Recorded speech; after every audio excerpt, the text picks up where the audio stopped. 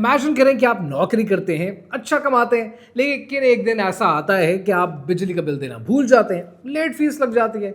कभी आप सड़क पर गाड़ी लेके जाते हैं, गलती से आप इशारा तोड़ देते हैं। इसी तरह आप घर आते हैं, सोशल मीडिया ब्राउज करते हैं और हुकूमत को किसी बात पर क्रिटिसाइज कर देते हैं। इसी तरह आप कुछ ऐसी पोस्ट लाइक कर देते हैं कि जो सरकार नहीं चाहती कि आप पसंद करें, लेकिन आपको पता चलता है कि जो आपने बिजली का बिल नहीं दिया था, जो आपने सड़क पर इशारा तोड़ा था, जो आपने हुकूमत को क्रिटिसाइज किया था, उन बेसिस पे सारी सर्वेलेंस और डिजिटल डेटा सरकार के पास मौजूद है।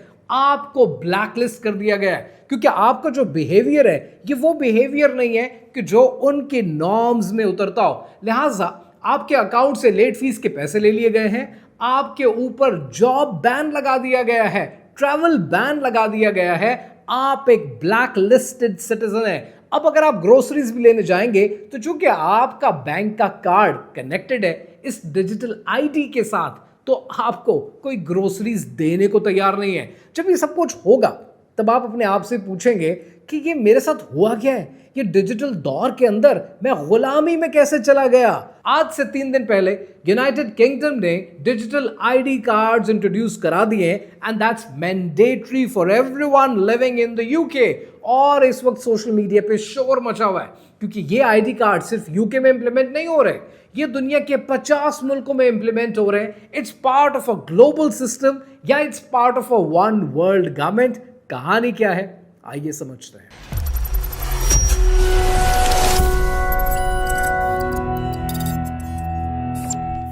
आज से बहुत साल पहले सन 2006 में मैं इंग्लैंड में पढ़ रहा था। यूनिवर्सिटी ऑफ मैनचेस्टर में एक गेस्ट स्पीकर आते हैं। वो गेस्ट स्पीकर सीईओ हैं टेस्को कंपनी के, यानी इंग्लैंड का Walmart, which is also owned by Walmart, और वो अपनी स्पीच देते हैं। उस स्पीच के अंदर मेरे पास एक सवाल था and I raised my hand and I asked him a question.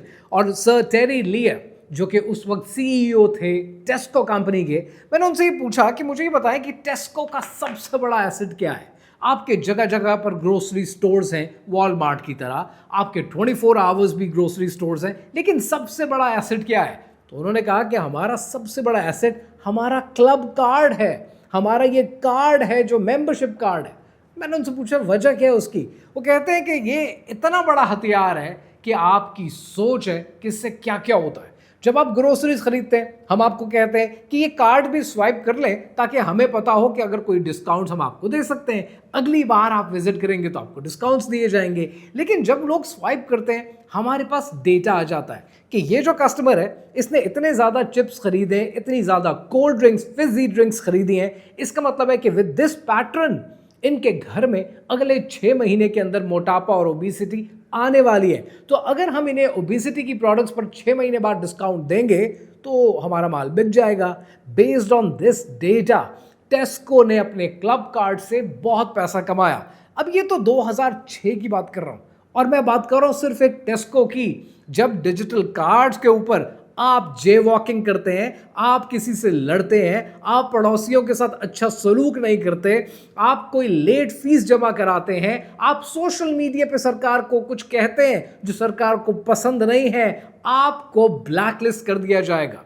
अब यहां पर मैं आपकी मुलाकात कराता हूं एक जर्नलिस्ट से। इनका नाम है लियो हु, चाइना से इनका ताल्लुक है और जर्नलिस्ट है। और जर्नलिस्ट होने के साथ इनके ऊपर 2018 में एक इल्ज़ाम लगा कि ये रूमर्स फैलाते हैं। इस इल्जाम के लगने के बाद चाइना के सोशल क्रेडिट सिस्टम ने इन्हें ब्लैकलिस्ट कर दिया।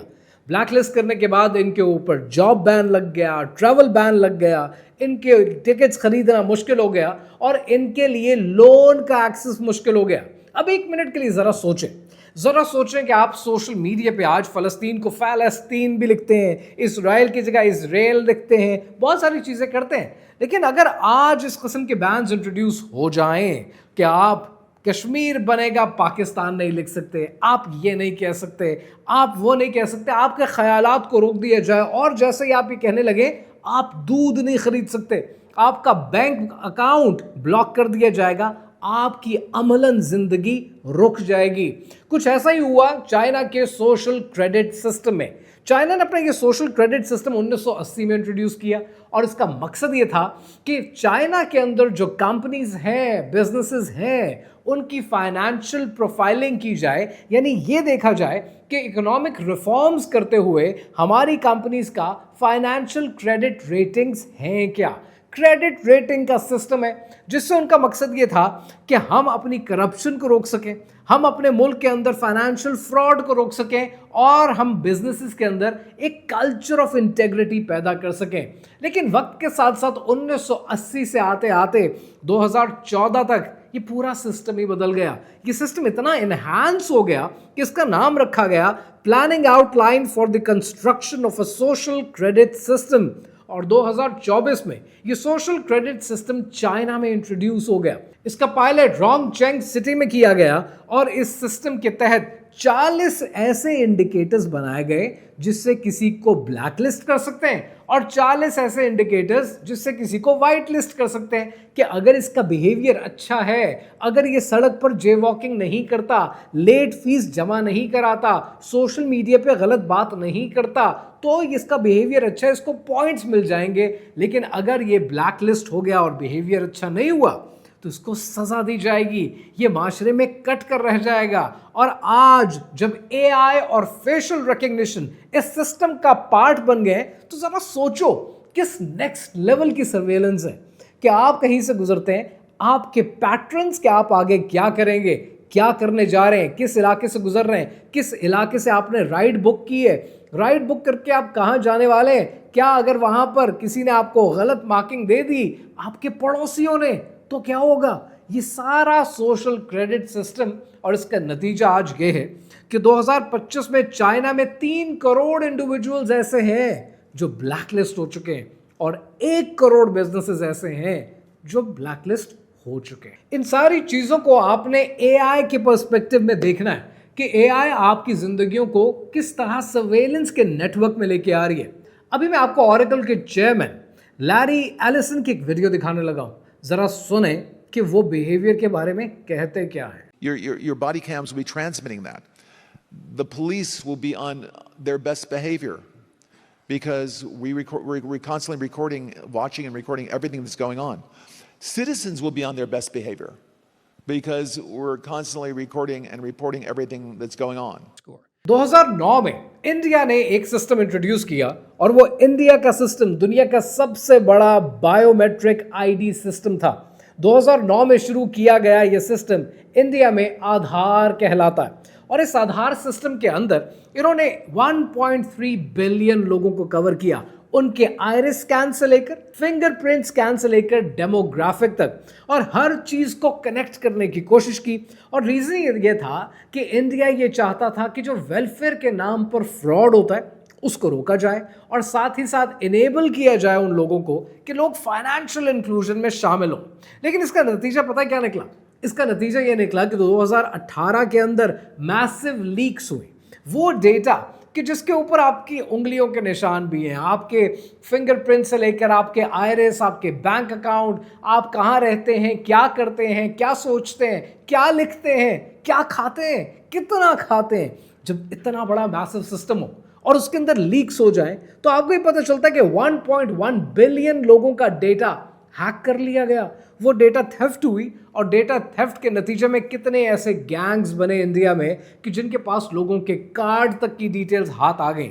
ये सिस्टम बड़ा वल्नरेबल था कि जो कि जब भी कोई मैसिव सिस्टम बनता है वो हमेशा वल्नरेबल रहता है। आपने ये देखा कि पाकिस्तान के अंदर कितने ऐसे केसेस हुए कि जहां पर बैंक के एम्प्लॉइज ने खुद रिपोर्ट किया गैंगस्टर्स को और गुंडों को कि किसके अकाउंट में कितने पैसे हैं, किसको लूटा जाए और किसको अगवा किया जाए।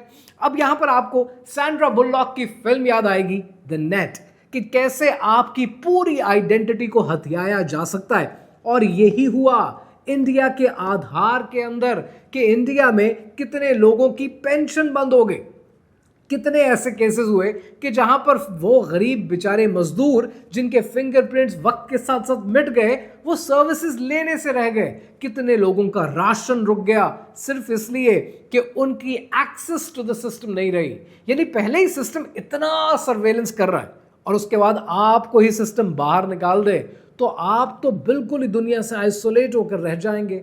और यही हुआ आधार के साथ। अब जरा एक मिनट के लिए सोचें कि वन वर्ल्ड गवर्नमेंट बनती है तो वन वर्ल्ड गवर्नमेंट को एग्जैक्टली चाहिए क्या?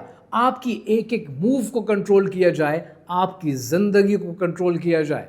तो अगर फेशियल रिकग्निशन की बात करें, वो सोशल मीडिया प्लेटफॉर्म्स के पास ऑलरेडी आपका डेटा है। जो आपके फिंगरप्रिंट्स या आयरिस का डेटा है, पाकिस्तान में वो फिंगरप्रिंट्स का डेटा ऑलरेडी आपके सरकारी इदारों के पास मौजूद है।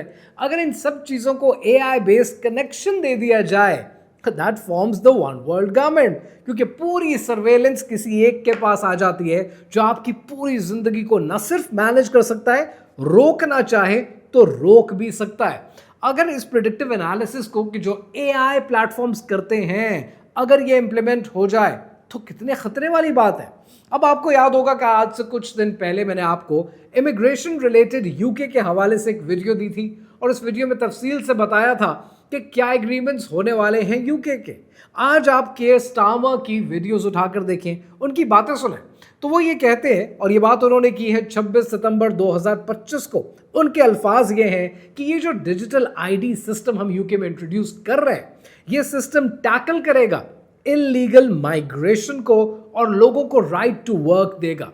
उनका पॉइंट ये है कि 10 से 15% नौकरियां आज यूके में ऐसी हैं कि जो इलीगल लोग कर रहे हैं, उनका राइट नहीं है। हम इसको रोकने में कामयाब हो जाएंगे। लेकिन यूके ने अपना हेल्थ केयर का सिस्टम और अपने बेनिफिट्स भी कनेक्ट कर दिए सिस्टम के साथ। सो वो दिन दूर नहीं है कि जब बाकी सिस्टम्स में AI रिकग्निशन, फेशियल रिकग्निशन और ये सारे पैटर्न्स भी ऐड हो जाएंगे। अब आपको याद आएगा कि रिसेंटली डोनाल्ड ट्रंप ने अपनी एडमिनिस्ट्रेशन के साथ यूके का विजिट किया और उस विजिट के अंदर सैम ऑल्टमैन भी थे, एनवीडिया के CEO भी थे, टिम कुक भी थे, बहुत से लोग थे। और AI बेस्ड कितने एग्रीमेंट्स ऐसे हुए हैं कि जहां यूके का इंफ्रास्ट्रक्चर अब US के हाथ में जाएगा।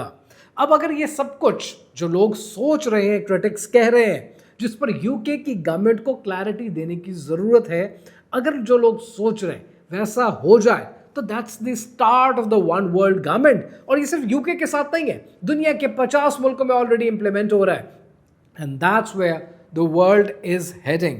अब सवाल ये है कि यूके का ये जो डिजिटल ID सिस्टम है, हो सकता है बहुत जबरदस्त हो सकता है इमिग्रेशन को रोकने के काम आए, हो सकता है जो वेलफेयर के नाम पर फ्रॉड हो रहा है उसको रोकने के भी काम आए। लेकिन क्या होगा अगर ये सर्वेलेंस में चला गया?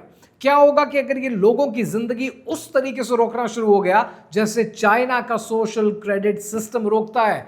अगर चाइना के सिस्टम में, जो कि प्यूनिटिव है, सजाएं देता है, अगर यूके का सिस्टम भी सजाएं देना शुरू हो गया, यूके की गवर्नमेंट को बड़ा क्लीन आना है इस पे। And they need to explain it to their people कि ये सिस्टम क्या कर सकता है और क्या नहीं कर सकता। चाइना का सिस्टम फाइनेंशियल क्रेडिट रेटिंग से शुरू हुआ और एक सर्वेलेंस टूल बन गया। क्या होगा कि अगर दुनिया में ये वन वर्ल्ड गवर्नमेंट बन जाए, हर इंसान पर नजर रखी जाए, हर इंसान को कंट्रोल किया जाए, हर इंसान को गुलाम बनाया जाए और बदले में आपको ये बताया जाए that the big brother is always watching.